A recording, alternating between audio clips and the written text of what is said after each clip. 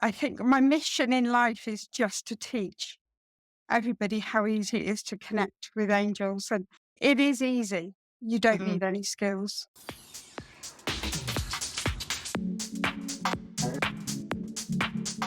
Welcome back to Tech Talks and Soul Walks with myself, Julie Kubiak. So today it's the first Soul Walks episode, and I'm here to introduce to you Sophie Rose. And before I just introduce you to her, there's a few things that she said to me when I've had private readings with her. And the biggest one was that she foresaw me coming back to the UK. But she said, I won't be selling my home. So that's interesting. I think I've known Sophie definitely round about 2017. That's the reading that I've still got recorded, and probably know you from even further back, Sophie. Would you say that's true if you remember? Your memory is a lot better than mine. So we'll go with whatever you say. You know how bad my memory is. Yeah, but in all fairness, that's partly your fibro, though, isn't it? Yeah, yeah. And but Yeah, yeah. it's also a plus point when you do readings. Yeah, that's true. Yeah. I've done a lot of training over the years with Sophie, and we have kept in touch on and off. Chunks of time where we've gone off and done our own thing, and we've kind of always been drawn back towards each other as friends online. And yeah, I've never actually met you, have I? Do you really exist? Are you AI No, actually? I think, you know what? I think this is the year we should actually meet up for a drink. Yeah, if I recognise you. But yeah, no, you've been a massive support over the last 18 months, especially. So I do appreciate that. Yeah, I do think we should celebrate this year and meet up. Yeah, so Sophie, then, if you just want to introduce yourself to the viewers and the listeners and tell them a bit about your background as to what you do from like a spiritual kind of point of view. Well, I work with angels. Um, but I actually trained to be a maths and IT teacher. And then when I was in my last year at uni and I was actually in school placements, I lost my memory. So I had to drop out. And then I needed a career where having a bad memory was actually a good thing. And so I kind of fell into doing readings really by accident. And if I'm honest, it started when I was in pubs in the evening and I'd have a few drinks and I would just relax. And I started giving with random strangers readings. And it turned out that I was really good at it. I don't recommend doing it that way, but it worked for me. But did you know that you could do that then before your pub escapades? No, and I Okay, was interesting. given, I've always seen angels, always. And to me, it was normal. And I thought everybody's best friends were angels. And I remember I was about sort of 12, 13. And at night, I used to leave my body and I would go down the park and the beach with my angels. And again, I never told anyone because I thought that's what everybody did.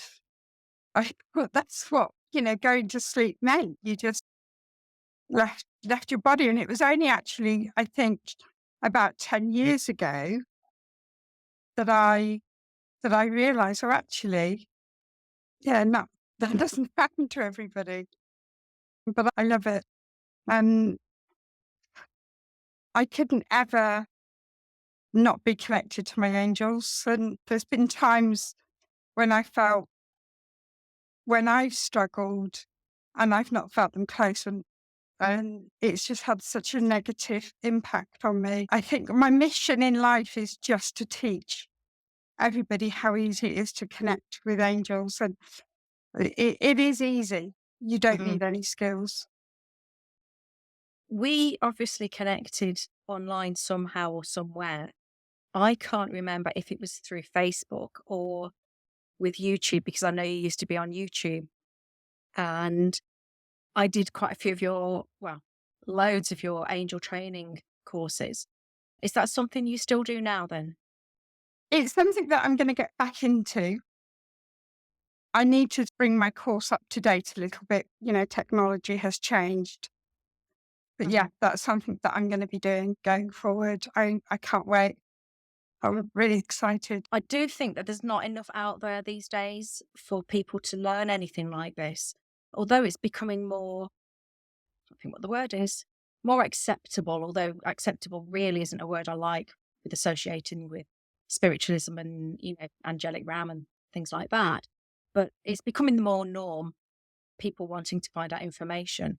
So that would be good. I mean, even if I was to nudge you along a bit and say, come on, get these courses refreshed and get them out there, that would be good. So just as an aside, if anyone's interested, we're going to obviously talk a bit about angels today, but there's a hell of a lot of information out there if that's what you're interested in. So we'll put the links below and just keep following. And when Sophie's got everything ready, then we'll pass the information on. Sophie, then, angels, what was the earliest recollection of you seeing them? The earliest angel that I can remember seeing was, I think I was about 8, 9, and I was in church in the evening and just nodding off as you do during the sermon. And there was this beautiful angel in the window. And now behind the window, there was no street lights. It was the church hall, and it was shut down. It was closed. There was no lights shining on or anything. And it was more the traditional angel that you draw when you're at school. Do you happen to see my drawings, though? No, but throughout the years, the way that I have seen angels has changed as I've grown and I've changed. Mhm. And the one thing with angels is they will show themselves to you in whatever form makes you comfortable. Okay, so let's just pause that just there a minute because I've recently seen on Facebook, I don't know where I saw it, but I was then drawn to research it on YouTube. The seraphim. Have you heard of the seraphim at all? I have heard, I believe what they are different types of angels. And don't quote me on this. I know I'm putting it out on my podcast. The one I remember in my mind's eye is a massive eyeball with lots of little eyeballs around it and these basically loads of angel wings coming off it.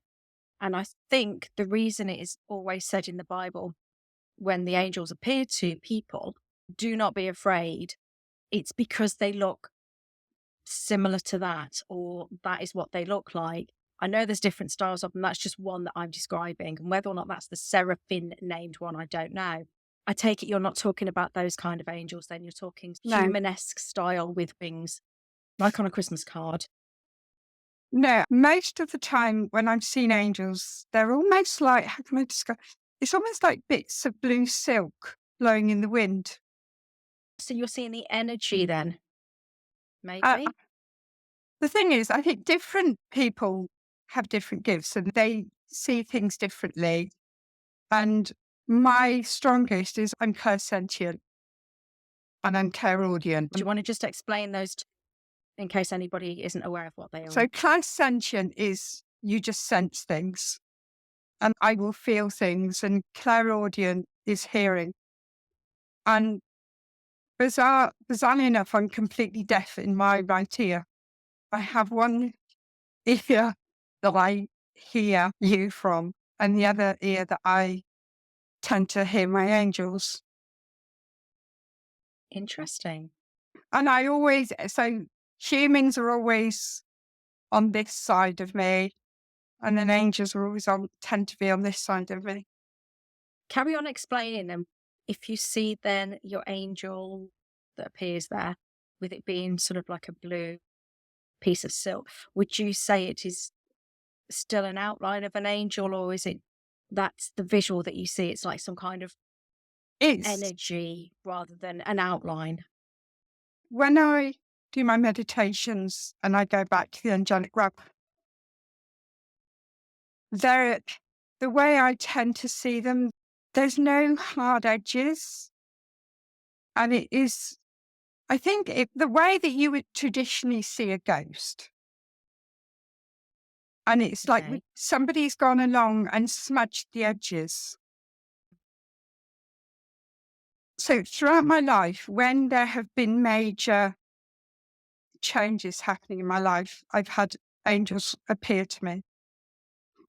And in those moments, I've seen the more traditional angels.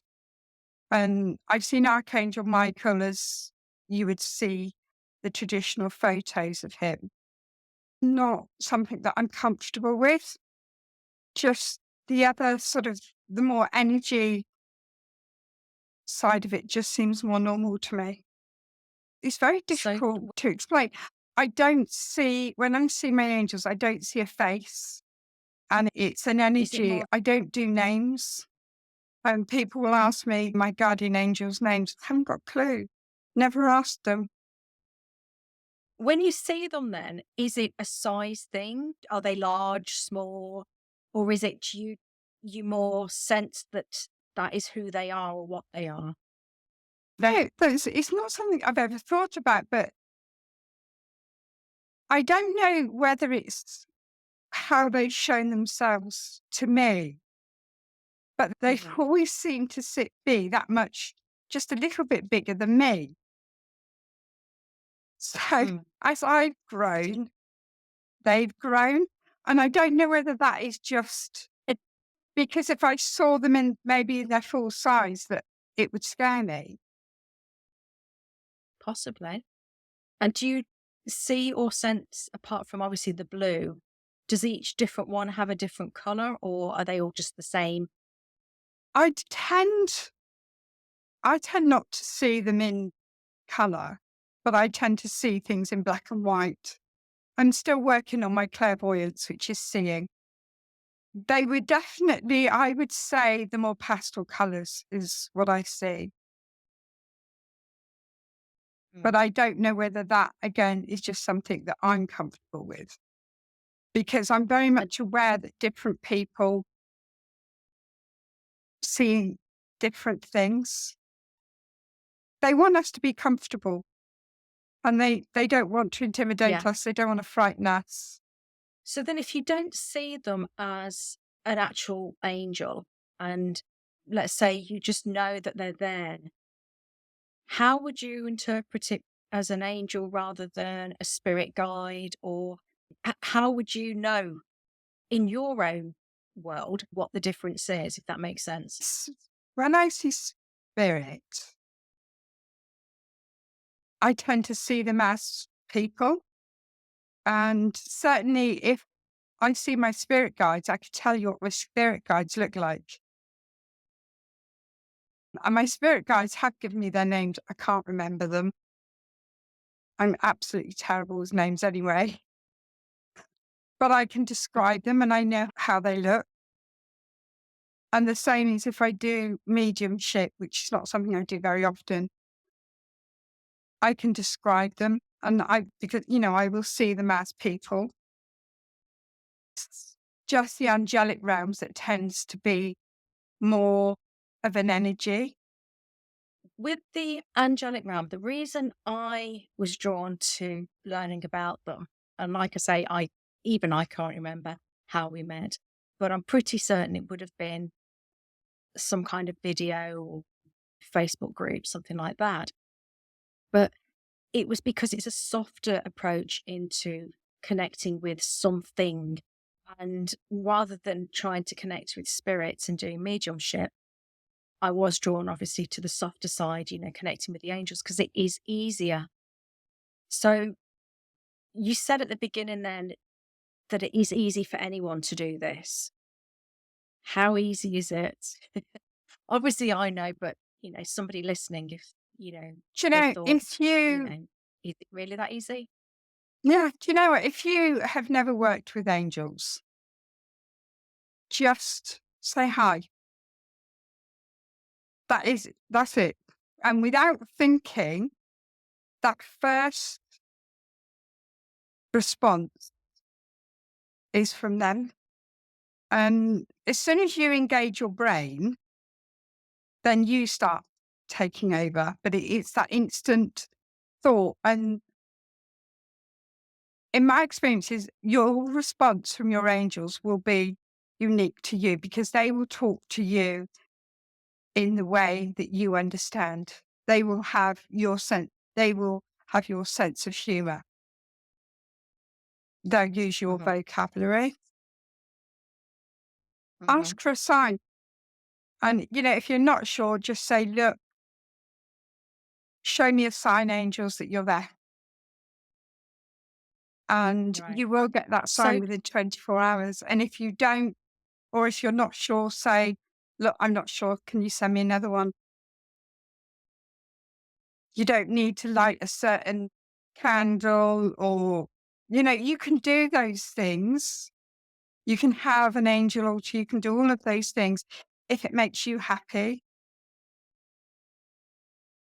so they don't have to ground and protect or do anything else that other people would do if they were connecting with spirits, let's say, and doing I mediumship. always, always ground and protect from working with spirit. Always. I have never grounded and protected when I've been working with my angels. So typically then you could talk to your angels at any time of the day or night, just as though they were a friend in the room, let's say. I, yeah, I've always spoke to them. And it's, the earliest memory that I have of talking to them is when I was 4. And that's my first ever memory. And that was just that talking to them and just the same as we're talking. And I think a lot of people that say that they have imaginary friends as children are probably just talking to their angels. And, we've all got our own guardian angels. And they will always interfere if it's life or death. And if it's not your time and something happens, they will interfere. But apart from that, they won't Mm. interfere in your life unless you give them permission. They will always honour your own free will. So it's a case of speaking up if you want them to hear you then. Yeah. If you're struggling to connect with your angels, I will always help anyone that's in that position. And for me, it's not about money. It's not about getting my name out there. It's just, I want to help as many people as I can to connect with our angels. You've seen yourself and the difference that they make in my life and how, I've gone through such a difficult 18 months. And I don't think that I would have got through it on my own. Think like some people do have the church as something or somewhere that they can go to, religion, let's say, as their point of call if they're feeling, in distress or having hard times. But I do know with yourself, it's angels.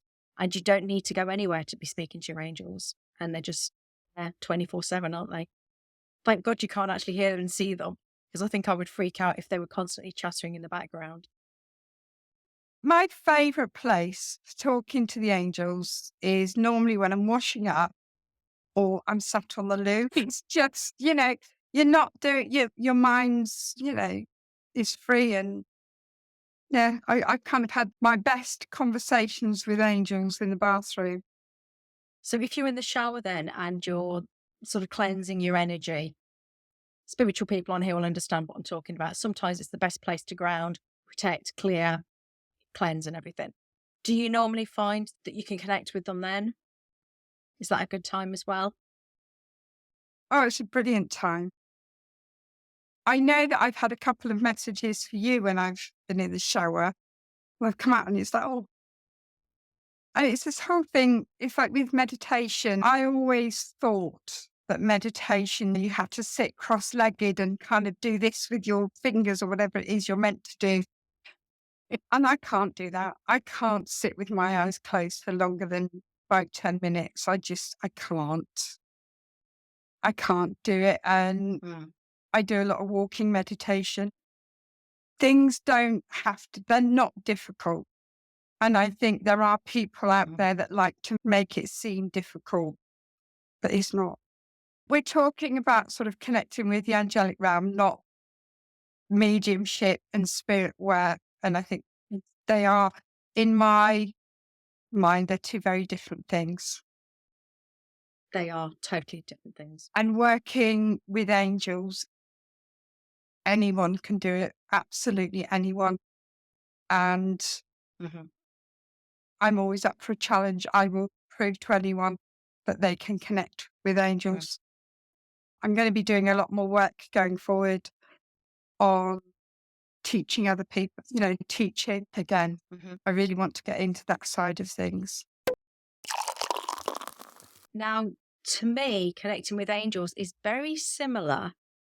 I'm sure I'll have some backlash on this, but very similar to sort of manifesting and law of attraction. And the reason I say that is because if it is that you want something, let's say you want some help, you want some assistance, or you want a sign, let's say, then if you ask your angels and you're in that receiving mode, then you will get that sign, that answer.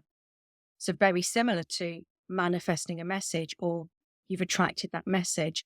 Would you agree on that? That all this energy is almost of the same realm? Oh, 100%. And I've manifested a whole life, a whole new life. And my beautiful flat that I'm in, I asked my angels for. And it was just, look, I need somewhere to live. I want somewhere where I'm overlooking a garden. I want trees. And I got everything on my list. Manifesting is, I don't know. I think it's easy. It is easy. Mhm. The trick with manifesting is you just need to ask and you need to believe that you'll get it. That takes time. It takes time to kind of build up that trust. And again, anyone that wants to start manifesting, start small. Mm. Work with your angels. They want to prove to you that they're there. They want that relationship as much as you do. Ask for something small. Ask for a parking space. Ask to get through to somebody on the phone. Ask for a doctor's appointment. Anything that you need that will make your life easier. I've asked for all sorts of things. I think the most bizarre is probably a really comfy bra. I've asked for shoes. I've asked for a boyfriend. The only thing, be careful what you ask for or how Oh, you ask yes. for things. You do need to keep things positive. If you say, I'm going to have a bad day, the universe will hear that and your angels will hear it. And it's like, okay, Sophie wants a bad day. We can give her that. And, try it. Just keep your thoughts positive. Even Mm. if you don't Yeah. believe it, just keep it positive. Fake it until you make it. Yeah, that's a good way of looking at it, really. And I do think this is why the sort of connecting with angels is very similar to, like I said, law of attraction and manifesting, because it's that positivity, isn't it? And if you've got a positive outlook, things will be positive around you. And that makes it easier then for manifesting or attracting what it is that you want. And to me, I don't think the angels can be negative. I don't think there is any negativity sort of outside of this world, let's say. But apart from asking for the place that you're in at the minute, have there been any other times where they've actually delivered you something or, gone above and beyond more than you would have expected just by saying something simple and they've given you more? I've got 4 sons and grandsons. And in my heart, I've always wanted a daughter and I've always wanted a granddaughter. It's not something that I ever asked for because I just didn't think it was going to happen. It's always been kind of there and it would be like, oh, do you know what? It'd be really nice if I could have this. And they've taken that, and now I have my beautiful daughter, and she's my niece, and they brought the two of us together when we both were at a low point and we both needed each other. And I think the only thing that you kind of need to remember is it's a two-way thing, and they will give you all that you want, but they will also ask you to give of yourself. And my daughter and I are really close. We've got a really close bond. She's got a beautiful daughter. That relationship only come about because of the hard work we both put into that. Does that make sense? Yeah. Yeah. If it wasn't anything that you'd actually asked for explicitly, then they've shown that it's almost like a payoff, isn't it? You've kind of done the work. You've asked for it, but not directly asked for it. It would be something that you would have liked or loved, I should say, and they've actually delivered. But it's down to, as I say, divine in timing, because maybe that would have been nice to have had in your earlier years, but it's that friendship and that bond that you needed now rather than back years ago. In order to give you what you want, they have to break things in order to give you something better. And that can be really hard to deal with. Angels have always got your back. You just have to talk to them. And the more you talk to them, the easier it'll get. And it's just those moments when you're quiet and your mind is quiet, they're the times that they will start talking to you. And it can be just a feeling. It can be as simple as that. And it's not you. It will be your angels talking to you. And if you're ever unsure, and just say, look, I'm not sure, is that you? Look, send me a sign that will help.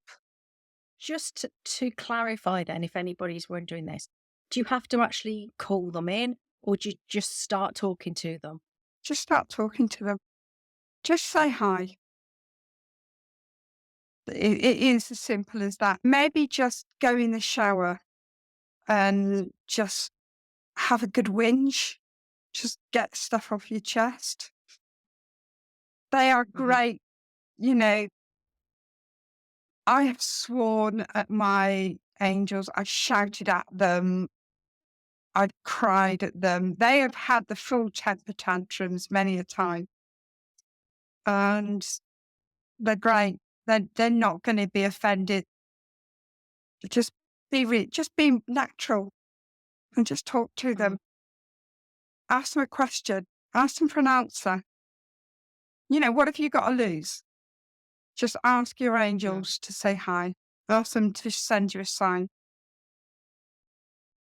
And, you know, I can say, well, these are typical signs, but your angels will send a sign that means something to you and it is unique to you. Yes, they can send feathers and rainbows and coins and all those things, but it can be something you hear on the telly or the radio or something that somebody randomly tells you.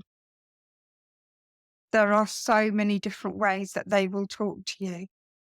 It's funny you should say that because all my signs, when I first started doing the work with yourself many, many years ago, all my signs were through song lyrics, songs on the radio, things like that. And when I lived in France, what used to happen quite a bit was there'd be a song on the radio. I'd be mentally singing it in my head, and all of a sudden it would cut and the radio signal would drop, even though it's like internet radio, and then it would come back up again. And I would have to think about the lyrics that it had just missed. And it would sometimes be those missed lyrics that the radio signal kind of dropped that I had to fill in, and that was the signal. Or I'd wake up one morning and I'd be hearing a particular song, and that song would go over and over, and I would have to sit down, sometimes maybe just Google it and find out what the lyrics are, because not everyone knows every lyric to every song. and there'd be something in there that would be significant at that point in time. So, yeah, it's interesting that they don't necessarily audibly speak to you in your ear. It will be some kind of sign, symbol, or synchronicity, wouldn't it? Um, I remember the best call for help that I ever gave the angels was when I was waiting to go into a big maths exam at uni. And I was stood in the queue waiting to go into the hall. And it was like, right, okay, I need every single archangel and angel that can help me in any way whatsoever. You haven't got to be good at maths. If you're good at holding a pen or make my hand steady, anything, if you can help in any way whatsoever, come in there with me. And yeah, and I did. I passed, and I'm not very good in exams.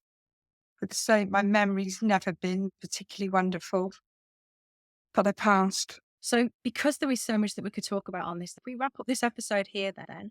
Thank you, everybody, for tuning to this episode of Tech Talks and Soul Walks. Don't forget to hit the like, share, and subscribe if you're watching this on YouTube. And thank you for participating, Sophie. And I will see you all on the next episode.